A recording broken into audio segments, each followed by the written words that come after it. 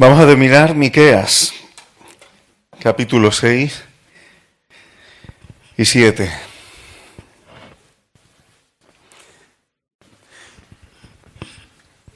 Cuando estudiamos la palabra, hermano, nos vamos dando cuenta que, quiero recordar que lo dice el apóstol Pablo, aunque ahora mismo no estoy seguro, que dice, conoce la bondad y la severidad de Dios. Y tan problemático es vivir con una convicción de que Dios es solo bondad sin severidad, como vivir pensando que Dios es severidad sin bondad. Son como dos patas o dos columnas que forman parte del trato de Dios para con nosotros. Si de Dios tenemos bondad y no severidad, o viceversa, se estaría afrentando, directamente la justicia de Dios. Y dice el Salmo que el cimiento de su trono es la justicia. Dios no va a cambiar su justicia porque tocar la justicia de Dios sería tocar su soberanía. Y eso Dios no lo va a perder nunca. Y aquí tenemos la bondad y la severidad de Dios también una vez más en estos dos capítulos. Comienza el capítulo 6, donde Dios dice públicamente, oíd, porque tengo pleito con mi pueblo. Jehová tiene pleito con su pueblo y altercará con Israel. Toca severidad. Ya ha dado motivos de sobra, ha avisado de por dónde va a venir la severidad y está anunciando aquí el profeta que esto es público. Y hermanos, es un mal testimonio, pero muchas veces Dios tiene que disciplinar a sus hijos públicamente. Nosotros pensamos que si no andamos rectamente o hay cosas que están mal, que no se sepa por el testimonio. Pero eso a Dios le da igual. Porque para Dios lo importante es que el testimonio es lo que somos, no lo que aparentamos. Y si la realidad, aunque sea de su pueblo en pacto con él, es que afrentan al pacto y es una realidad vergonzosa, hay un momento en que saca en público y su disciplina será pública. Y no parece que Dios eso lo considere como algo negativo. Si es la realidad, ahí está. Dios no considera que el testimonio de su pueblo o que el pueblo o sus hijos estén en pacto con él significa que hay que estar escondiendo las cosas. Dios quiere que seamos auténticos. Lo otro, hay una palabra que todos conocemos y que muchas veces identificamos con fariseísmo, pero que no es propiedad exclusiva de ciertos fariseos. Hipocresía. Así que aquí tenemos la severidad de Dios, va a altercar contra su pueblo y lo está diciendo públicamente el profeta. Pero al mismo tiempo Dios continúa dialogando. A Dios le duele. Dios no dice, ya tengo la oportunidad de castigarte. No. Fijaos el versículo 3. A mí me conmueve. Pueblo mío, ¿qué te he hecho o en qué te he molestado? Responde contra mí. Dios le está diciendo a su pueblo, ¿qué te he hecho de mal para que infrinjas el pacto? ¿Hay algo que he hecho? ¿Protesta contra mí? ¿Qué te he hecho yo de mal? Y Dios se pone a recordar. Cuando los hizo subir de la tierra de Egipto, los rescató de esclavitud, de servidumbre. Y no solamente eso, les recuerda cuando ya habiendo salido de Egipto, Balac quiso contratar a Balaam para que los maldijera. Y Balaam quería maldecir a Israel y cada vez que profetizaba no lo conseguía, solamente los bendecía. Y Dios dice, ¿no te acuerdas? ¿No te acuerdas de lo que te he hecho? Hermanos, esto es bueno para con nuestros hijos, pero también para con nosotros que somos olvidadizos. Necesitamos recordar las obras y las maravillas, no solamente que Dios hizo con su pueblo, con los personajes bíblicos y con lo que vemos en la Escritura, sino nuestra propia experiencia. Porque esto afirma nuestra relación con Dios. Porque cuando nos olvidamos de cómo el Señor nos ha rescatado, nos ha ido bendiciendo y ha tenido cuidado de nosotros, y pensamos que eso ya viene por descontado, es fácil que nos olvidemos de Él. Y es fácil que podamos desobedecerle.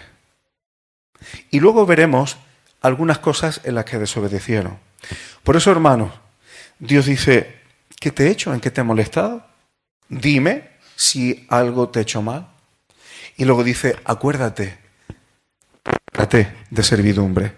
Acuérdate, te bendije aun cuando buscaban tu maldición. Ser olvidadizos para con Dios nunca es bueno. Acordarnos de las maravillas que Dios ha hecho no solamente es bueno para nosotros, sino que glorifica su nombre, porque Él se hace el centro. Cuando nos olvidamos de lo que Dios hace, yo me hago el centro y lo único que me importa es estar bien yo. Cuando me acuerdo de las cosas que Dios ha hecho, Él se lleva toda la gloria y eso me humilla a mí, porque al final dependemos de Él. Y ahora, en los versículos 6 al 8, que me voy a entretener un poquito, fijaos, hermanos, cómo Dios revela lo que a Él le agrada. ¿Con qué me presentaré delante del Señor? ¿Cómo le adoraré? ¿Cómo adoraré al Dios Altísimo? Y ahora dice, con holocaustos que son sacrificios completos, con becerros de un año, es decir, con lo mejor de mis bienes, de mi ganado. ¿Se va a agradar Dios de miles y miles de carneros que se le ofrezcan? ¿O de 10.000 arroyos de aceite que se podía también ofrendar? ¿Daré mi primogénito por rebelión?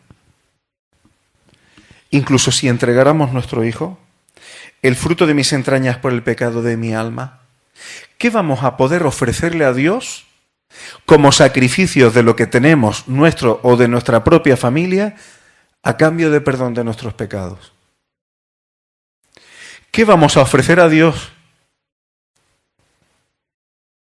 ¿O nos vamos a presentar delante de Él que pueda cubrir nuestros pecados? ¿Se agrada a Dios de esto? Y Dios va a decir que no. Hermano, muchas veces pensamos, me gusta traducir los versículos bíblicos a nuestro contexto, porque si no nos parece, lo vemos como muy lejos, como si fuera un pueblo un poco primitivo, muchos sacrificios de animales y todo eso, que era la capacidad económica que ellos tenían. Pero nosotros muchas veces pensamos que andar mal delante de Dios, inmoralmente delante de Dios o de los hombres, podemos compensarlo con otras cosas. Con ofrendas económicas, saliendo a evangelizar mucho y a repartir muchos folletos. Cada uno sabe, pero a Dios no le valen esas cosas como una compensación para poder cubrir nuestros pecados. ¿Qué es lo que agrada a Dios de ti y de mí y del ser humano? Andar mal, pero a cambio me reúno, hacemos actos litúrgicos, como se dice aquí, ser un capillita, haciendo donativos, pero yo sigo teniendo mi vida doble, repartiendo muchos folletos, cualquier cosa mientras no se mira mi vida. A ver si Dios así mira para otro lado. ¿Eso es adorar a Dios? ¿Así me presentaré delante de Dios? el versículo 7 dice, el 8, perdón, ¿qué es lo que agrada a Dios? Y aquí es donde me voy a entretener un poco, hermanos. Oh hombre, la palabra hombre aquí es Adán.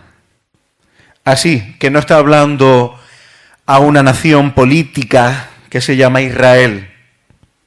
Oh Adán, oh ser humano. Él te ha declarado, es decir, te ha anunciado, te ha comunicado lo que es bueno. ¿Y qué pide? Es decir, ¿qué demanda? ¿Qué requiere Yahvé de ti? Solamente. Vamos a ver cuáles son estos solamente. Hacer justicia. La palabra hacer aquí está muy bien traducida. Es ser hacedores, como un hábito, como una práctica. Es decir, practicar justicia se podría traducir también. Y ahora viene una palabra que yo quiero subrayar. Justicia. ¿Qué significa practicar justicia? Aquí la palabra en hebreo es mishpat. En plural sería mishpatim, que significa simple y llanamente ordenanzas. Ordenanzas. Es decir, practicar ordenanzas. Y ahora viene la pregunta del millón. ¿Ordenanzas de quién? Hermano, lo que Dios quiere del ser humano es que obedecer lo que Él manda sea una práctica. Y ¿sabes una cosa que a mí a veces me chirría cuando leo las Escrituras y veo a veces en lo que hemos convertido al Señor y lo que es la vida cristiana? Piensa para ti, aunque no lo respondas, pero voy a hacer una pregunta. ¿Cuántas veces en tu vida te has dedicado a estudiar, a aprender y a saber cuáles son las ordenanzas de Dios para nosotros como seres humanos? Hay que ser honestos, hermanos. ¿Cuántas veces uno ha sido discipulado para saber cómo Dios quiere que vivamos en los diferentes aspectos de nuestra vida? Pero no, es mi vida privada. Háblame de amor, háblame de bendiciones, háblame de cuándo me iré al cielo. Pero es que lo que Dios pide de ti y de mí es que practiquemos sus decretos y ordenanzas. Porque si no, decir a Jesús Señor se queda en una expresión vacía. Suena feo, pero Él es el que tiene potestad. Si yo digo que Él es mi Señor, Él me puede dar órdenes. ¿A que no suena políticamente correcto? Suena mejor que nos hablen de libertad, aunque se nos prive de ella. Sin embargo, lo que dicen las Escrituras es que el que sigue mis órdenes anda en verdadera libertad, porque queda liberado de sus instintos que al final nos enredan y nos esclavizan. Pero Dios nos pide esto de una forma voluntaria. ¿Cuántas veces, hermanos, hemos dedicado tiempo a estudiar, a investigar seriamente con las Escrituras qué nos pide Dios, qué nos ordena? Porque qué es bueno y qué agrada, es decir, qué agrada a Dios y qué pide del ser humano. Solamente eso. Ahí es nada. ¿Y qué más? Y esto lo pongo como un reto, hermanos, para que no andemos sin conciencia de lo que significa ser verdaderamente un discípulo de Cristo. Es que eso es discipular. ¿Qué es discipular? ¿Solamente bautizar? Dice más, enseñándoles ¿qué? A que guarden todas las cosas que os he mandado. No es una cosa del Antiguo Testamento, hermano. Es una cosa una orden del Señor Jesucristo. Con toda potestad lo pide. Haced discípulos, enseñando que guarden todo lo que yo os he mandado. Solamente coincide. ¿Qué más? Amar misericordia. Hermano, yo quiero subrayar esto también. ¿Qué significa amar misericordia? Aquí la palabra amar, ahavá, es eso. Amar, tener amistad, amor. Ser amigo de la misericordia. Gesed. Y muchas veces fallamos en esto, hermanos, sin darnos cuenta. Porque es fácil tener misericordia de alguien que está muy por debajo tuya por sus circunstancias. Si tú estás bien y ves una persona que está muriéndose de hambre, yo estoy casi seguro que todos los que estamos aquí hacemos lo que sea para que esa persona coma y tendríamos misericordia. Cuando alguien está en una condición de muchísima debilidad, de desgracia, surge la misericordia, incluso de manera natural. Una catástrofe en cualquier sitio y saben las televisiones que hacen un maratón y piden dinero y la gente da. Otra cosa es que hagan con ese dinero. Pero la misericordia surge ante las desgracias. Pero ¿sabes una cosa? El tener misericordia es para el prójimo y para la gente cercana. Y también para las personas que a lo mejor no están en desgracia, sino que están como tú y como yo.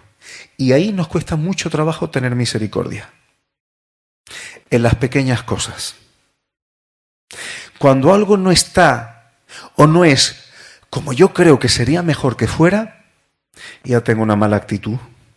Ya no es tan fácil tratar conmigo, ya me quejo, ya presiono. Eso no es misericordia. Y es fácil faltar a la misericordia en familia. ¿Por qué? Donde hay confianza es muy difícil tener misericordia. Ahí te molesta más si le falta un punto de sal a la comida. Ahí cuesta más tener misericordia si la tele no está al volumen que a mí me agrada. Muchas veces en las pequeñas cosas, hermano, donde nos volvemos tiranos.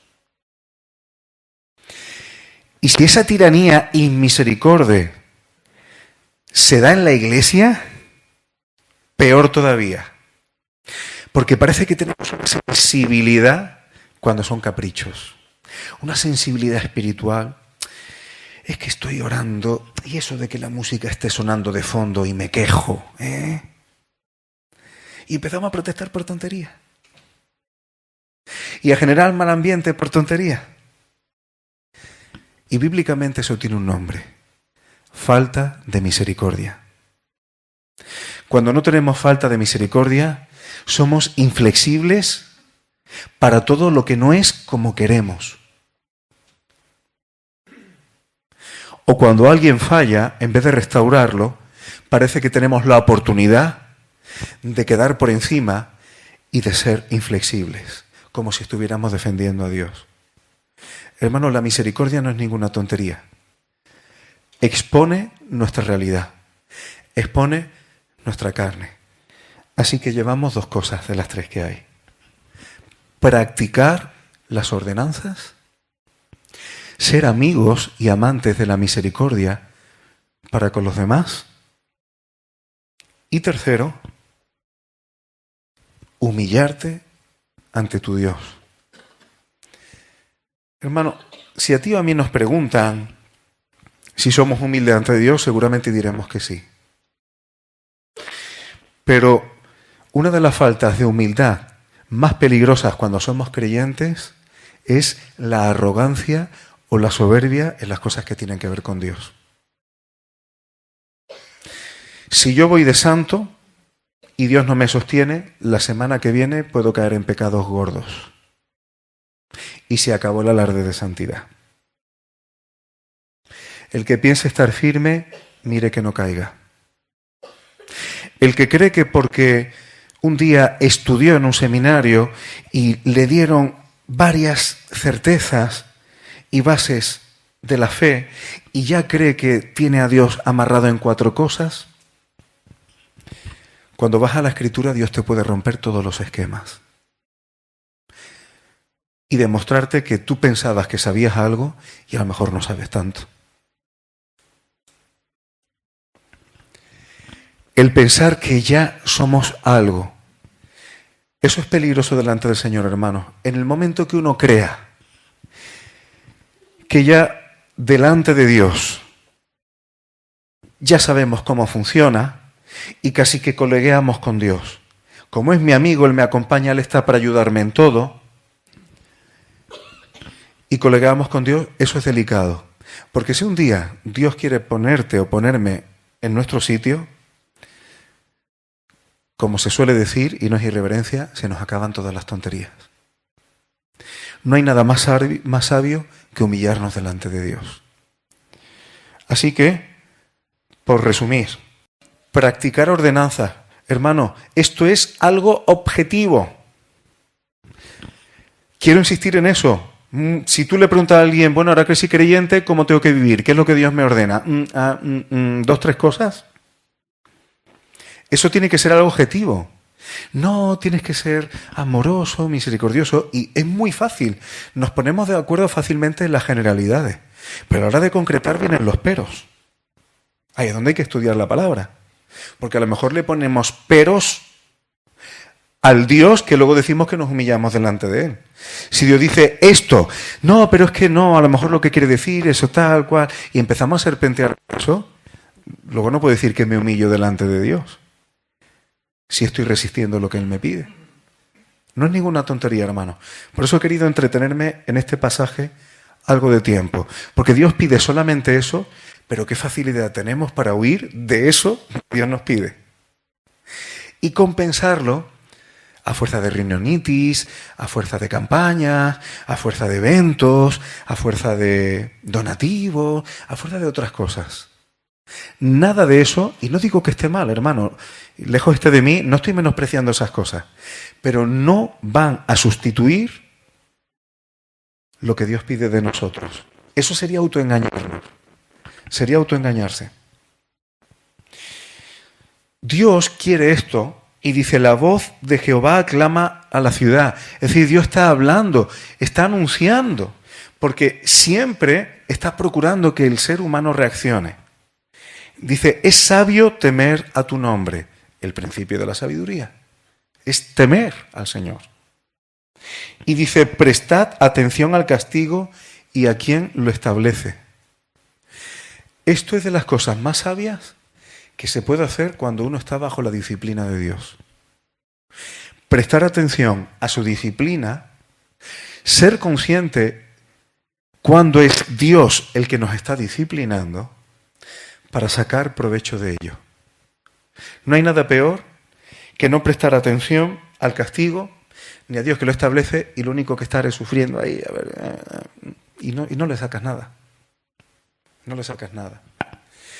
Si la disciplina no es eficaz, es triste. Cuando la disciplina produce su fruto, eso trae edificación. Y Dios empieza a mencionar cosas que atentan contra sus ordenanzas, contra su justicia. Tesoros de impiedad en casa. ¿Qué impiedades hay en casa? Fijaos, hermanos, ¿qué cosas a Dios le desagradan? ¿Qué cosas son injusticias delante de Dios? Digo esta y termino, y cojo desde este versículo, y cojo desde el 11 en adelante para la semana que viene. Dice, ¿hay aún en casa del impío tesoros de impiedad? ¿Y medida escasa que es detestable? Yo me pregunto, hermano, ¿hay algo dentro de nuestras casas que son impiedades? ¿Somos conscientes de las cosas que tenemos dentro de casa? ¿Hay cosas dentro de nuestros hogares que sean detestables para Dios? ¿Nos hemos preguntado eso alguna vez? En forma de lo que se consume en televisión, en forma de ciertos cómics para los jóvenes, y si tuviéramos tiempo hablaría del manga un rato, porque ahí hay, y lo digo, y no he hecho una investigación del todo exhaustiva sobre el tema, Pero a lo poco que me he metido, os puedo asegurar, querido, y algunos sé que habéis conocido un poco ese tema, ahí hay demonología pura y dura. Demonología pura y dura. En forma de libros, de revistas, en forma de conversaciones,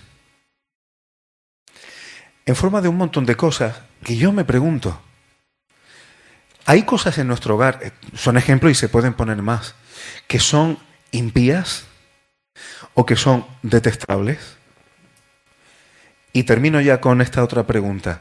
¿No será deseable y hermoso delante del Señor que nuestros hogares sean espacios santos? Porque en un espacio santo es donde el apóstol Pablo dice en 1 Corintios 7, en el caso de que alguien esté casado con una persona que no sea creyente, dice, si consiente en vivir contigo, dice que es santo. No quiere decir santificado por Dios, sino que está en un ambiente diferente. Muchas veces cuando convivimos con personas que no son creyentes, incluso si son hijos, si tu hogar está libre de impiedades, de alguna forma son santificados nuestros familiares. Tienen un mejor contexto. Cuando una persona no ha conocido al Señor, si no tiene cerca a personas creyentes o no está dentro de un contexto de personas creyentes y tú lo dejas a su propio arbitrio, tú sabes la cantidad de impiedades, de cosas detestables y abominaciones y costumbres en las que se puede involucrar. Cuando nuestro contexto está lleno de santidad, no de santurronería, sino de santidad, de una normalidad agradable a Dios, eso es una forma de santificar nuestra casa, nuestra familia y las personas que ahí se acerquen. Y en ese contexto es cuando un amigo, cuando una amistad, a lo mejor de nuestros hijos, compañero de clase, está en casa y a lo mejor les dice, aquí hay algo que me siento en casa, aquí hay algo que me agrada. Y lo notan. Yo he tenido esa experiencia en mi vida. Se nota. Por eso, hermanos, cuando Dios dice que algo le agrada o no le agrada, no es para reprimirnos, para ver que Dios quiere ver cuánto somos capaces de sufrir y tal. Cuando Dios nos pide cosas, es para bendición, es para paz, es para limpieza. Así que lo dejo aquí y con vuestro permiso, pues en la siguiente sesión, pues continuamos desde el versículo 11 en adelante y ya terminaríamos con el 7. Así que gracias por la paciencia. Hermanos, que hay veces que creo que merece la pena entretenernos en ciertos versículos, pues si no los pasamos de largo. Tú lees misericordia y ya crees que sabes lo que es misericordia. Tú lees justicia y ya das por sentado que es justicia. Yo aprendí mucho más de la Biblia cuando me acerqué a ella como un ignorante. Si yo leía la palabra pecado, todos sabemos más o menos lo que es el pecado. Pues no sé qué es pecado. Que la Biblia me diga que es pecado. Cuando yo leía la palabra luz, más o menos crees que sabes lo que es. No, que la Biblia me diga que es luz. Y cuando empecé a acercarme así de ignorantemente a la Escritura, la propia Escritura me abría unos flecos que me humillaban. Yo digo, ¿yo me creía que sabía algo? Y la Escritura se abre de otra manera. Por eso merece la pena a veces hacer un alto en el camino y reflexionar sobre términos que nos parecen conocidos o familiares, pero que tienen aristas que muchas veces nos exponen y que son tremendamente prácticas. La palabra de Dios es práctica, hermano. Bendito sea su nombre. Que le seamos agradables, que ya sea que vivamos o que muramos y sabemos que somos del Señor, mientras vivamos aquí, procuramos serle agradables, lo que es bueno y agradable delante del Altísimo.